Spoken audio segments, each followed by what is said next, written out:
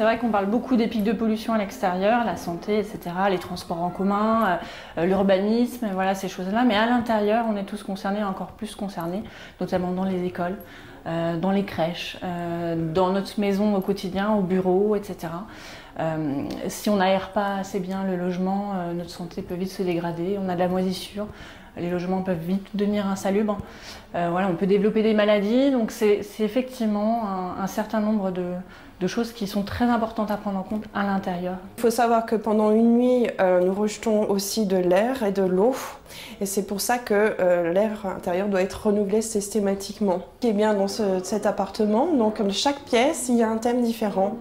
Alors la pièce principale, c'est comment chauffer de manière optimale son logis. Ensuite, dans l'autre pièce, c'est tout ce qui est électricité. Dans la salle de bain, c'est tout ce qui est consommation d'eau. Voilà, c'est vraiment très pédagogique et même les enfants peuvent s'y intéresser parce que c'est vraiment très ludique, je trouve, et ça a vraiment un intérêt. On a des signes qui sont souvent inscrits derrière les produits sur les étiquettes. On voit qu'il y a quelque chose qui est dangereux, mais quand on les emploie, on peut aussi retrouver ça dans la confection des meubles, hein, les colles, les vernis. Ce sont des choses qui ne sont pas perceptibles à l'œil. C'est vrai, quand on voit une voiture, on sait qu'il y a un peu d'échappement, que c'est dangereux, la pollution atmosphérique, on en parle, mais l'emploi des produits ménagers ou de ce qu'on peut retrouver dans les meubles, on le sait beaucoup moins.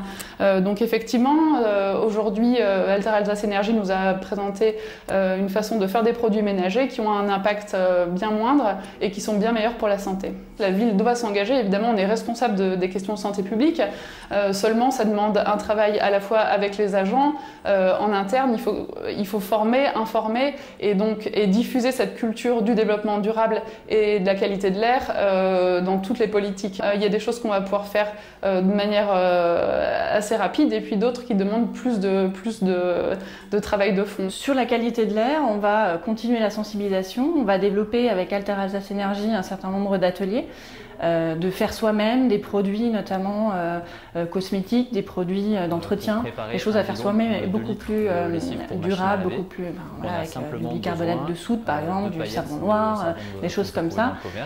Et puis au-delà de la qualité de l'air, on va développer des actions sur le zéro déchet.